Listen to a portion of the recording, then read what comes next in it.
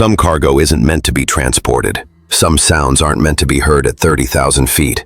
What I loaded onto Beyoncé's private jets during my 18 months as her logistics coordinator still wakes me up in cold sweats, and the NDAs I signed ensure I'll take most of this to my grave. Before they find me, before my employment records disappear like the others who've spoken out, you need to understand something about what really travels with celebrities when they tour internationally. It's not just costumes and sound equipment. It's preparation for performances that require more than just talent and rehearsal. Drop a comment below and tell me where you're watching from. I need to know how far this story spreads before they decide I've said too much.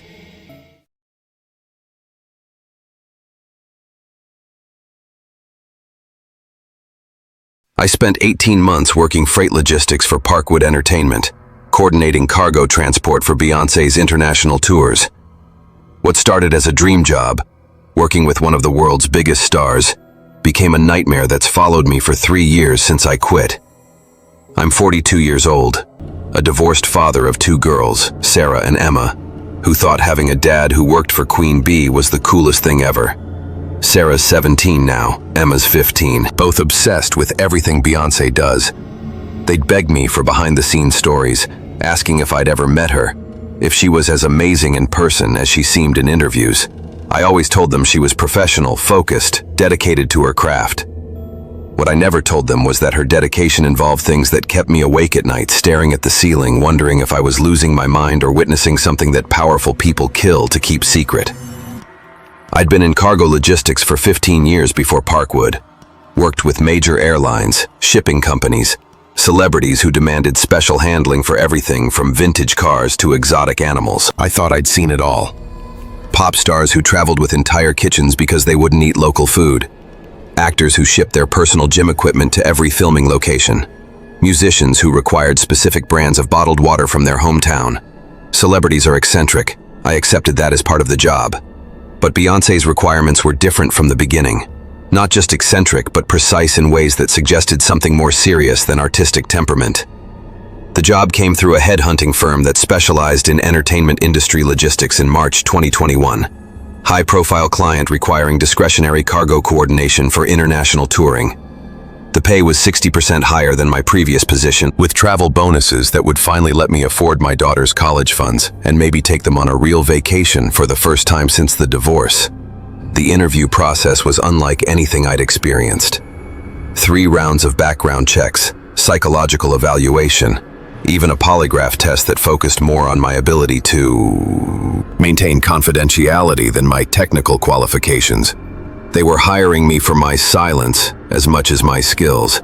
This position requires absolute discretion, explained Janet Rodriguez, Parkwood's director of operations, during my final interview. Ms. Carter's touring requirements involve proprietary technology and creative processes that cannot be disclosed to competitors or media.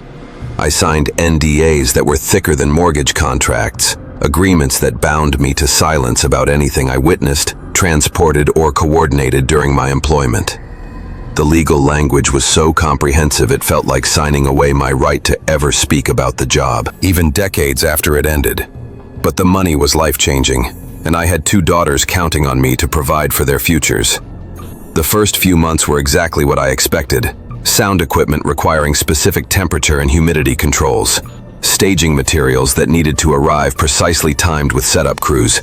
Costume wardrobes that required climate-controlled transport and handling protocols that would make art museum curators proud. Beyoncé's team was professional, demanding, but nothing outside normal celebrity logistics. Everything properly documented, legally cleared through customs, standard high-end entertainment cargo that I'd handled for other major artists. Her security chief, David Park, was a former Secret Service agent who treated every shipment like it contained state secrets. Ms. Carter's privacy is paramount, he explained during my orientation. Any breach of security protocols, any discussion of cargo contents outside authorized personnel, results in immediate termination and legal action. The security measures were extensive, but not unusual for A-list celebrity logistics. Biometric scanners on all storage facilities, GPS tracking on every shipment, communication protocols that required coded language for discussing sensitive cargo. I'd worked with similar systems for other high-profile clients. But it was during the summer 2021 festival season that I first noticed anomalies that couldn't be explained by normal celebrity requirements. Cargo manifests started including items I'd never handled before, medical equipment requiring specialized transport conditions, temperature-controlled containers with biohazard warnings, and most strangely, shipments that required veterinary handling protocols despite being labeled as performance equipment. What kind of performance equipment requires veterinary clearance? I asked David during a routine cargo review. His expression hardened. The kind that's above your clearance level. Your responsibility is transport logistics only. Questions about cargo content should be directed through official channels, but the official channels led nowhere. Requests for cargo specifications were referred to proprietary technology consultants, who never responded. Shipping manifests contained coded references that didn't match any standard entertainment industry terminology. And most concerning, the special cargo always shipped separately from Beyoncé's regular tour equipment, following routes that didn't correspond to her official performance schedule. It was the September 2021 European tour leg that changed everything. 3 days before departure to London, I received new cargo manifests for items I'd never handled before. 12 custom-built crates that required handling protocols I'd never seen in 15 years of logistics work, each one marked with symbols that looked more medical than musical. The crates were each roughly the size of a large coffin, made from black metal that didn't appear on any standard cargo materials list. They were heavy, requiring specialized lifting equipment that Parkwood had shipped to the airport separately. But the weight distribution was wrong, like the contents were shifting during transport, settling in ways that solid equipment shouldn't move. These require extra security protocols, explained Amanda Stevens, Parkwood's head of tour operations, as she handed me the specialized handling instructions. They contain proprietary performance equipment that absolutely cannot be exposed to external electromagnetic fields. Amanda was new to the Parkwood team, hired just before the European tour, but she carried herself with the authority of someone who'd been managing high-level logistics for decades. Her background was supposedly in medical equipment transport, which explained her familiarity with the specialized protocols these crates required. The handling instructions were unlike anything I'd encountered. No X-ray scanning, no standard security inspections, no customs documentation beyond a single sheet marked Diplomatic Immunity, Cultural Exchange Program. The crates were to be loaded last, secured in the aircraft's most isolated cargo bay, and monitored continuously during flight by personnel with specialized clearance. But it was the sound restrictions that made my blood run cold. Under no circumstances should anyone approach these containers if audio anomalies are detected, the instructions read. Standard cargo monitoring equipment may pick up interference patterns. This is normal equipment function and should not be investigated. Audio anomalies from performance equipment. I'd transported sound systems, synthesizers, electronic instruments of every type. None of them generated audio anomalies that required warning protocols. But I needed this job, needed the money for my daughter's future, so I followed the instructions without asking the questions that were keeping me awake at night. The loading process for the European tour was unlike anything I'd supervised before. The 12 black crates arrived at the cargo facility in unmarked refrigerated trucks, accompanied by technicians wearing medical scrubs instead of standard shipping company uniforms. They handled the crates with the kind of precision I'd seen medical teams use for organ transport. But it was the paperwork that first suggested something was seriously wrong. Each crate had documentation that looked more like hospital discharge forms than shipping manifests. Patient IDs instead of inventory numbers, medical clearance codes rather than customs declarations. And most disturbing, liability waivers that mentioned subject consent and experimental transport protocols. Are these medical devices? I asked Amanda as we supervised the loading process. Performance enhancement equipment, she replied without looking up from her tablet. Cutting-edge technology for optimizing stage presence and audience connection. Miss Carter is pioneering new approaches to live entertainment, but as the loading crew positioned the crates in the cargo bay, I heard it for the first time. a low humming coming from inside the black containers, rhythmic and almost musical, but with undertones that made my teeth ache. Like voices harmonizing, but not quite human voices. Just electromagnetic interference, Amanda said when I mentioned it. The equipment uses advanced frequency generators for stage effects, creates audio feedback in enclosed spaces. I'd worked with electronic stage equipment for years. I knew the difference between electromagnetic interference and what I was hearing. This was organic, biological, like breathing, but amplified and harmonized in ways that no human throat could produce. As we completed the loading process, the humming changed. It became more complex, more structured, like multiple conversations happening simultaneously in languages I didn't recognize. And underneath it all, something that sounded disturbingly like crying. The cargo manifest listed each crate as containing prototype audience interface technology, property of Meridian Research Solutions. When I looked up Meridian Research Solutions later that night, I found a company website that consisted of a single page with no contact information, no employee directory, no details about what kind of research they conducted. But a deeper search revealed something that made my stomach turn. Meridian Research Solutions was a subsidiary of a biomedical company that specialized in consciousness transfer technology and biological interface systems.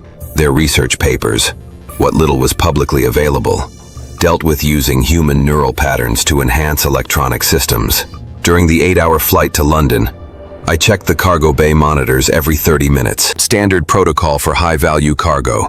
But what I saw through the security cameras made me question everything I thought I knew about the entertainment industry. The black crates were active, not just the humming, which continued throughout the flight, with variations that seemed to respond to aircraft pressure changes, but physical movement, subtle shifting, like the contents were repositioning themselves.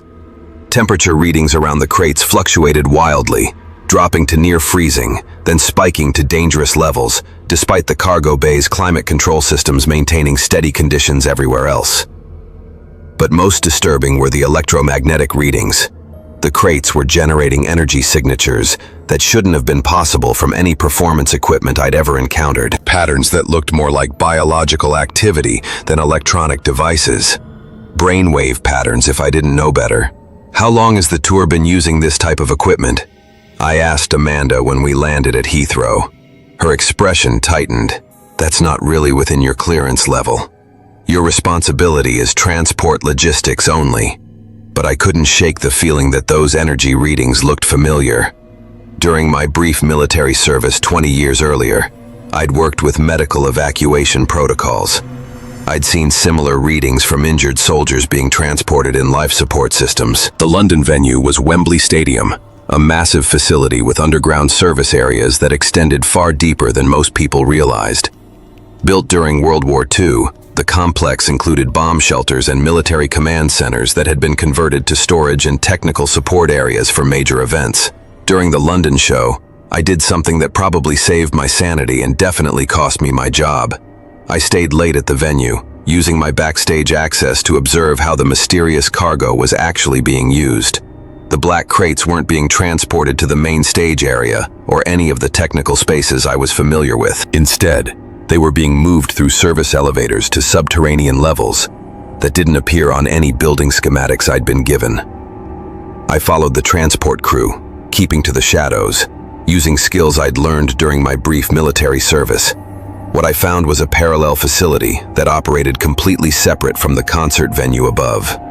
Medical-grade clean rooms, equipment that looked more suited to a hospital than an entertainment facility, and technical personnel wearing hazmat suits instead of stage crew uniforms.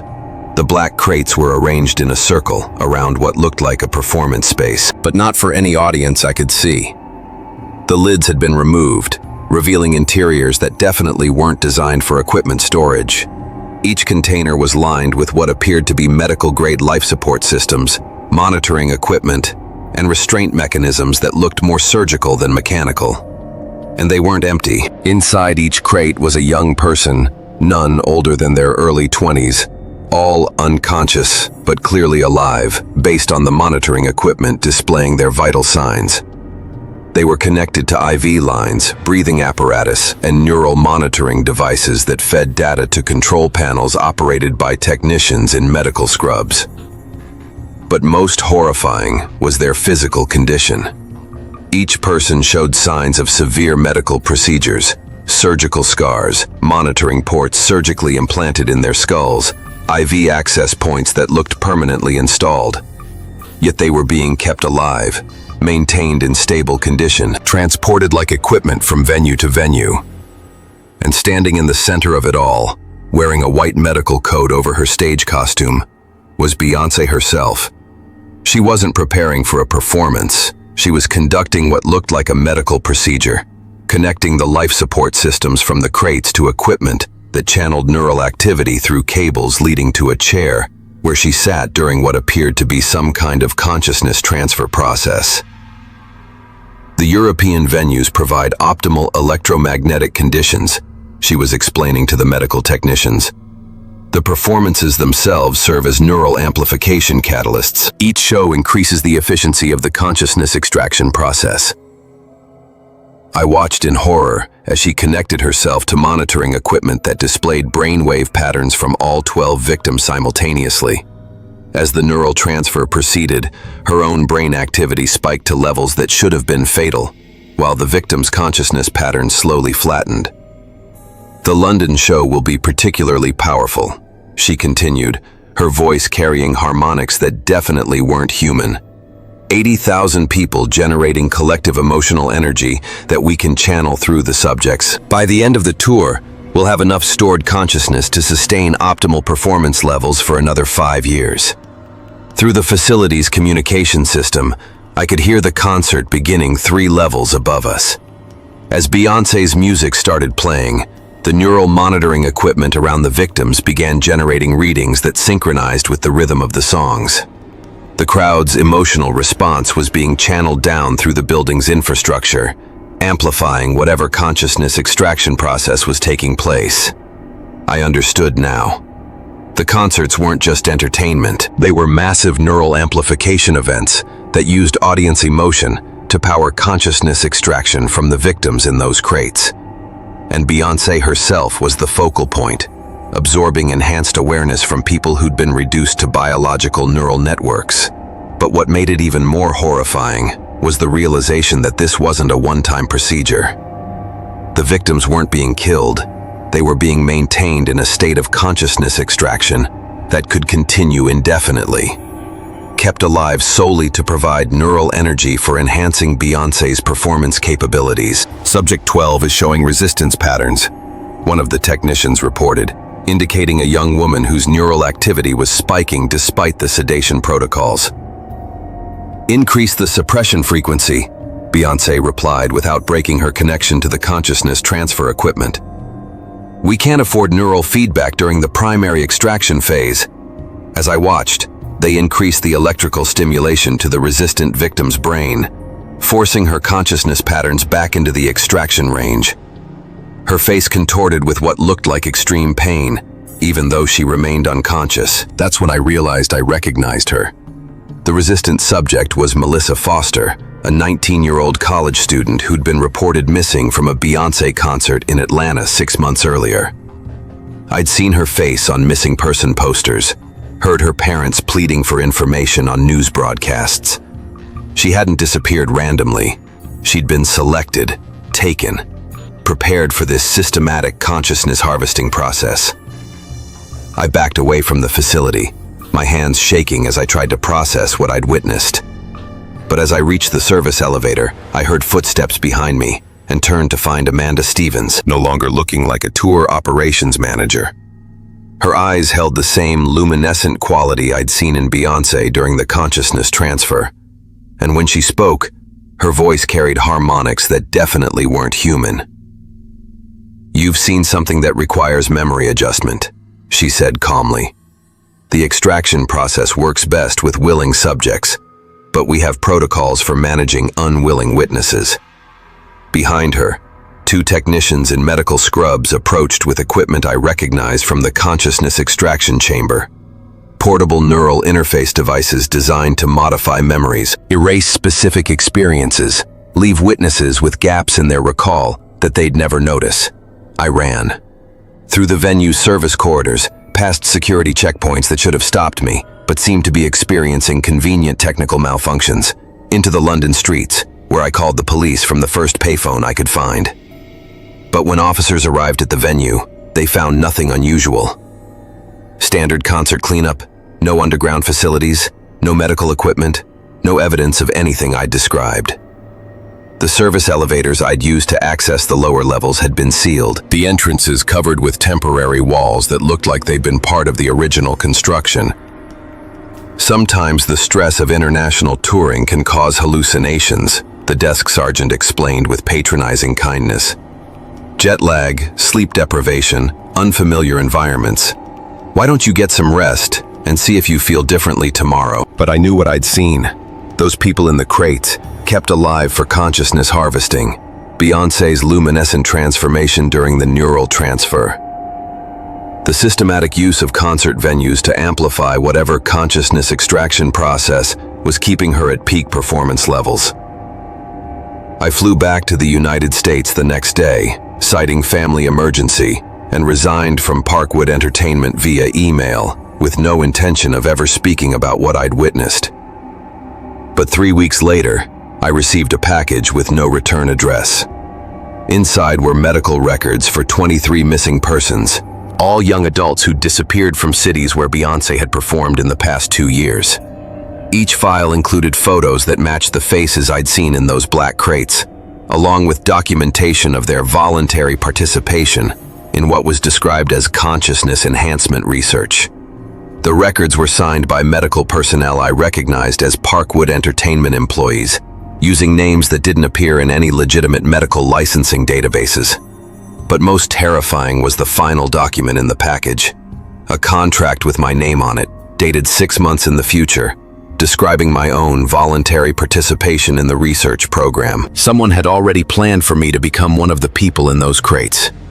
The contract included detailed medical evaluations I'd never undergone, psychological profiles that suggested I'd been under observation for months, and consent forms, supposedly signed by my daughters, authorizing my participation in experimental longevity treatment. Since then, I've been documenting everything I can remember, reaching out to other former Parkwood employees who might have witnessed similar operations.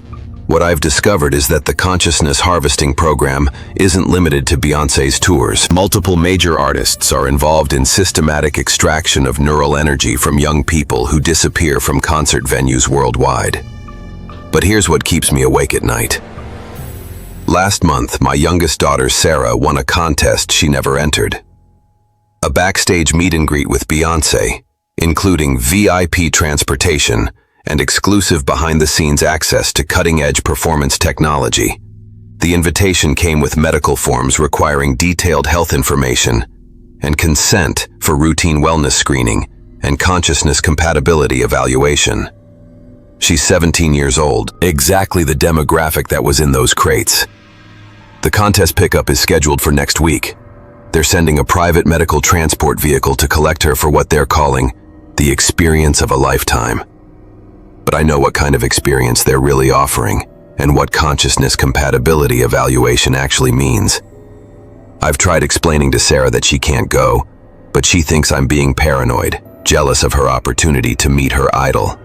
She doesn't understand that the consciousness extraction process requires willing participation to be most effective, and that teenage obsession with celebrities provides perfect psychological conditions for neural interface procedures.